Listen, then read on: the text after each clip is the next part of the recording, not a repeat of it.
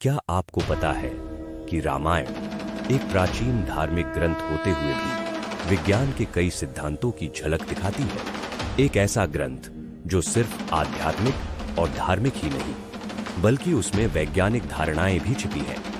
क्या रामायण में वर्णित घटनाओं में आधुनिक विज्ञान की सच्चाइयां छिपी हैं?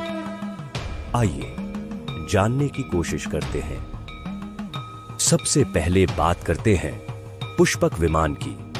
यह उस यंत्र का वर्णन करता है जो बिना किसी जानवर या पहियों के उड़ सकता था। विज्ञान की दृष्टि से देखें तो यह एक प्रकार की प्राचीन एरोस्पेस टेक्नोलॉजी का संकेत हो सकता है। कई वैज्ञानिक मानते हैं कि प्राचीन ग्रंथों में ऐसी तकनीकों का उल्लेख होना संभव है। रामायण में इस विमान का वर्णन एक अत्याधुनिक हवाई जहाज जैसा प्रतीत होता है। क्या यह संभव है कि हमारे पूर्वज ऐसी उड़ान तकनीक को समझ चुके थे जिसे हम आज आधुनिक विज्ञान के माध्यम से देख रहे हैं? रामायण में जब लक्ष्मण जी युद्ध के दौरान मूर्छित हो जाते हैं, तब संजीवनी बूटी का उल्लेख आता है, जिसे लाकर उनकी जान बचाई जाती है। यह सिर्फ एक कथा नहीं हो सकती, बल्कि इससे चिकित्सा विज्ञान की गहराई भी झलकती है। संजीवनी बूटी को कुछ विशेषज्ञ आधुनिक दवाइयों और जड़ी बूटियों से तुलना करते हैं, जो जीवन रक्षक हो सकती हैं। आज भी हर्बल मेडिसिन में कुछ पौधों का इस्तेमाल किया जाता है, जो गहरे रूप से जीवनदायी माने जाते हैं। यह रामायण में वर्णित प्राचीन चिकित्सा विज्ञान का ही एक रूप हो सकता है।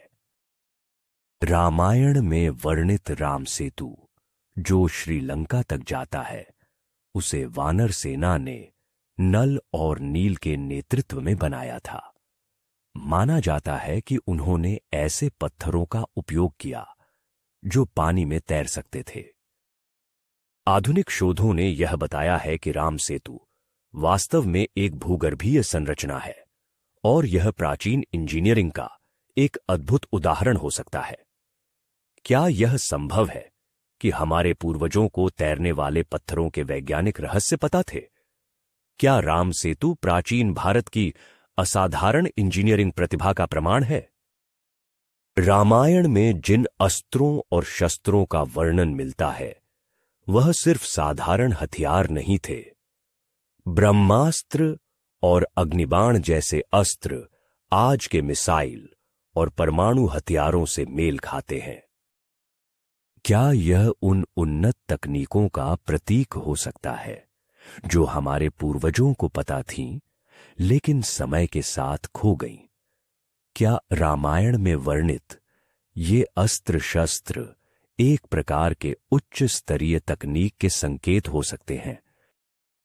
रामायण सिर्फ विज्ञान और तकनीक की झलक नहीं दिखाती, बल्कि यह भी सिखाती है कि किस तरह हमारे पूर्वज प्रकृति के साथ तालमेल बिठाकर जीवन जीते थे। रामायण में प्रकृति का वर्णन हर जगह मिलता है, चाहे वह पंचवटी हो, चित्रकूट हो या लंका का अशोक वाटिका। हर जगह पर्यावरण और जीवन के बीच संतुलन की बात की गई है। आज के पर्यावरण संकट को देखते हुए यह प्राचीन संदेश और भी महत्वपूर्ण हो जाता है। हमें भी अपने आधुनिक जीवन में प्रकृति के साथ सामंजस्य बनाने की आवश्यकता है। रामायण सिर्फ एक धार्मिक ग्रंथ नहीं, बल्कि यह विज्ञान, तकनीक और जीवन की शिक्षाओं का अनमोल खजाना है। इसके हर एक पहलू में गहरे वैज्ञानिक और दार्शनिक विचार छिपे हैं। आज हमें आवश्यकता है इन प्राचीन ज्ञानों को फिर से खोजने और उन्हें आधुनिक विज्ञान के साथ जोड़ने की। क्या आपने कभी सोचा है कि हमारी सभ्यता का इतिहास कितना गहरा और वैज्ञानिक हो सकता है? अगर आपको हमारी यह वीडियो पसंद आई हो तो इसे लाइक और शेयर करना न भूलें। हमारे चैनल को सब्सक्राइब करें और बेल आइकॉन दबाएं ताकि आप हमारे अगले ज्ञानवर्धक वीडियो को मिस न करें।